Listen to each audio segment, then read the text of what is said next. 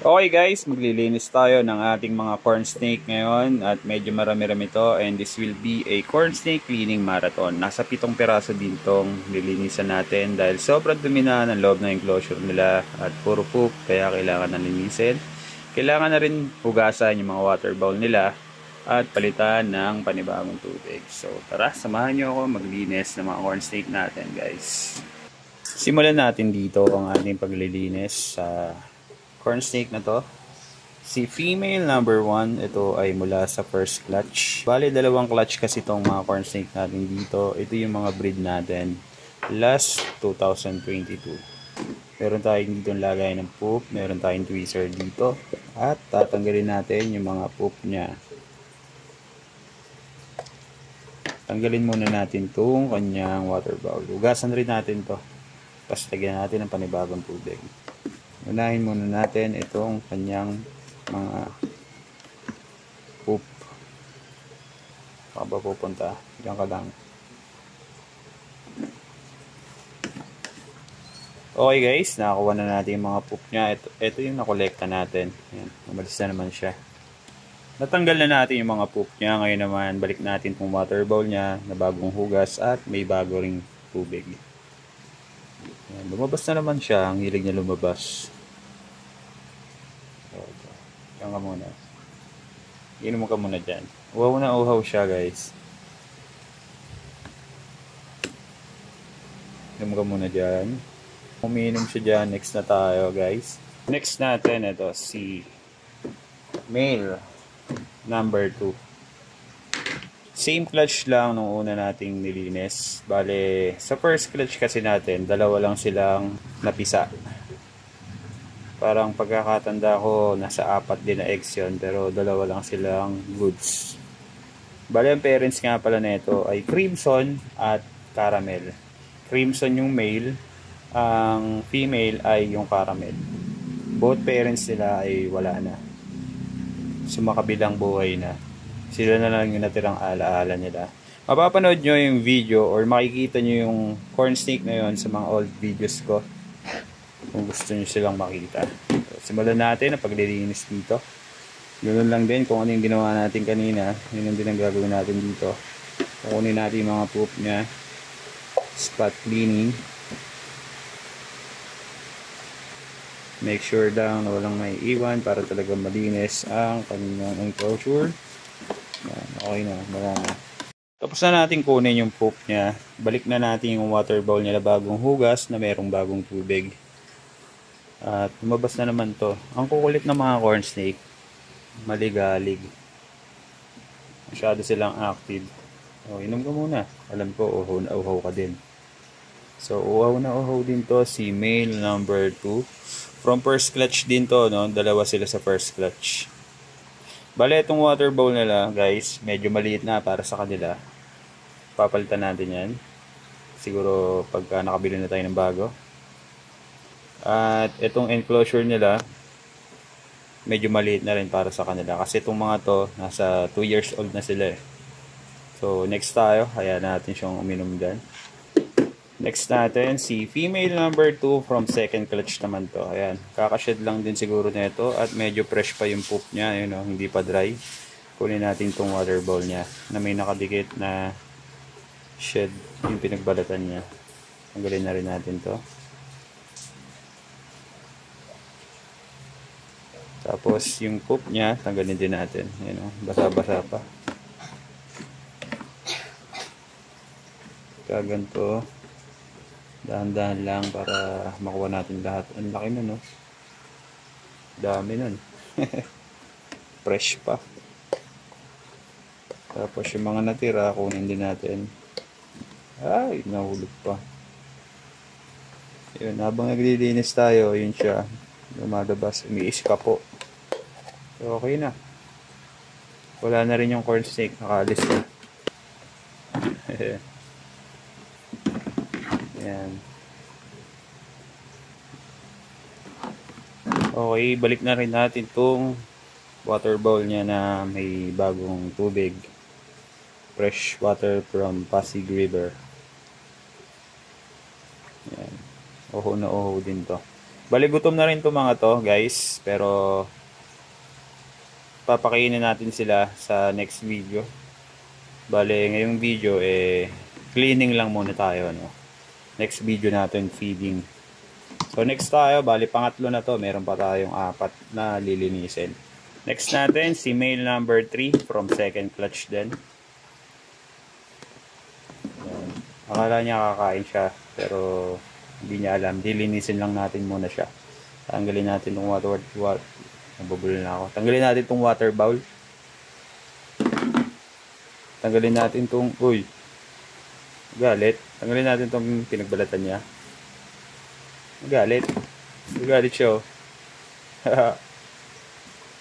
Galit. Yun, malis na. Malis na, yun na, wala na. Lagay muna natin to guys sa ibang lagayan kasi masyado siya maligalig at bad trip ata siya. Akala niya kakain pero hindi pala. Tanggalin muna natin yung mga poop niya dito. So, merong mga poop na dry, merong poop na medyo fresh pa. Mas madali yung linisin pag dry na yung poop. Ibig sabihin ilang days na rin yan, no? Naglilinis kasi tayo parang mga twice or once a week. Kasi nagpapakain tayo once a week. Kunin natin to mga ito medyo fresh pa, oh. Basa-basa pa. Balik natin tong water bowl niya na may panibagong tubig at ibalik na rin natin si male number 3 na maligalig dito sa kanyang enclosure. Ayan. Inom ka muna, oh. Tubig, masarap yan. Lasang water yan. Yan, alam ko uhaw na uhaw ka rin. Kalma ka lang. Medyo maligalig siya kumpara din sa mga nauna. Sige, okay na, okay na. Yan na. Sasara na natin. Mga na, sorry na. Hindi na magalit. Talagang ayaw niya. Gusto niya lumayas. Next natin si female number 3 from second clutch din to guys. Feeding response yung tawag sa ginagawa nila, yung sumusunggab agad sila kasi akala nila kakain na pero hindi nila alam cleaning time pa lang tayo ngayon, no? So inaamoy-amoy niya yung kamay ko, yung kapaligiran niya kasi naghahanap siya ng pagkain and I'm sure na gutom na rin itong mga to, no? So tanggalin muna natin yung mga poop niya. So ganito lang ang weekly routine natin dito sa mga corn snake natin. Bali ngayong video, ito yung mga corn snake na na-breed natin dito sa ating facility. Ito yung mga 2 years old. Meron pa tayong mga adult corn snake dito. And sa next video rin natin, papakita ko sa inyo yan. Bali ito mga nandito na nililinis natin ngayon, mga 2 years old. Balik natin tong water bowl niya na may fresh water. Wow, fresh. Inom ko muna, oh. Tuturo ko sa iyo tubig. Yan. Water is life. Okay guys, next natin ay si male number 4. Bali pang-4 to dun sa second clutch. Bali sa second clutch kasi natin guys ay 4 silang napisa. Sa pagkakatanda ko parang mga 6 eggs yon. Tapos 4 lang silang napisa sa clutch na yun. Pre-shed tong isang to. Ayan, oh.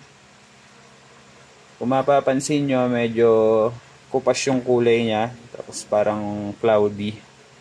Ibig sabihin niya pre-shed yan. Magpapalit yan ng kanyang balat. Pagka pre-shed, medyo kalmado lang. Kalmado lang. Ayan natin mga po. Hindi siya malikot, oh. Hindi tulad ng mga nilinis natin kanina. Lalo yung male number 3. Bali wala pa silang mga kanya-kanyang pangalan. Yun, dun lang tayo bumabase sa mga nilagay kong tag sa kanila. Yung male number 3, male number 2, yung mga ganun lang. Female number 1, second clutch. Ayun yung mga identity nila dito sa atin. So, hindi pa ako nagpapangalan sa kanila kasi ang dami nila, di ba? Kung iisipan mo sila ng pangalan, baka masira pa ulo natin. Pero kayo, kung trip nyo pangalanan sila, guys, comment down below lang kayo kung may mga suggestion, may mga pangalan dito sa mga corn snake natin na 2 years old. So, yan. Double check lang natin mga poop. Make sure na walang may iwan. At pag may naiwan, at paniguradong malulungkot yung pupo na yan kasi wala na siyang kasama. So, yun. Balik na natin tong water bowl niya na may bagong tubig. Fresh water from Pasig River. Ayan, nalagyan pa ng kusot. Nako po. Dikot kasi. So ayan mga guys, panglas na to sa second clutch natin, no? Bale, lahat ng nauna nating napakain na 1, 2, 3, 4, 5, 6, lahat tong mga to ay normal corn snake. From pairing nga sila ng caramel corn snake at ng crimson corn snake. Yan. Kung gusto niyo makita yung parents nito, nasa old videos natin, scroll lang kayo. Mag-explore lang kayo dyan sa ano natin, channel natin. Next tayo guys. Okay guys, last but not the least, yung pinakuli natin. Kasi hindi siya kapatid ng mga una nating nilinis. Ito ay galing sa kaibigan natin o sa tropa. At may morph tong isang to. Isa siyang motley corn snake na female and same age nung mga una nating nilinis. Medyo maligalig siya. Ayan. Kasing edad lang ng mga una nating nilinis to. Bale, ito ay hindi natin breed. Medyo maligalig to. Lipat muna natin siya ng lagayan. Kasi baka makalayo siya habang naglilinis tayo. Ayan o. Ang likod. Pumalupot na sa tripod. Simulan natin to guys. Tanggalin natin yung water bowl. Tanggalin natin yung mga pupo niya. Yan, nakadikit no. Balik natin tong water bowl niya. May fresh water ng Pasig River. Then, balik na natin tong ating motley female corn snake na 2 years old. Yan. 2 taon na to Parang nababagalan nga ako sa paglaki na itong mga to Yan. Oh no, ho din siya guys. You know. Inom ka lang dyan. So guys, ito na yung ating cleaning marathon ng ating mga corn snake na 2 years old. Yun na lang, kalimutang mag-follow sa mga social media platform natin. Sa Facebook, Facebook page ko, Black Exotic TV. Dito sa TikTok, Black Exotic TV 999. Sa YouTube din tayo, Black Exotic. Yan. Visit nyo na lang yung mga social media platforms natin, guys. At pa-follow na rin. Share nyo na rin. Like nyo na rin. Mag-comment na rin kayo. Hanggang dito na lang guys. Peace out. Okay guys, ito yung mga nakolekta nating poop ng ating mga 2 years old na corn snake. Ayan o, ang dami din yan. Bali 7 corn snake yan. Yun lang.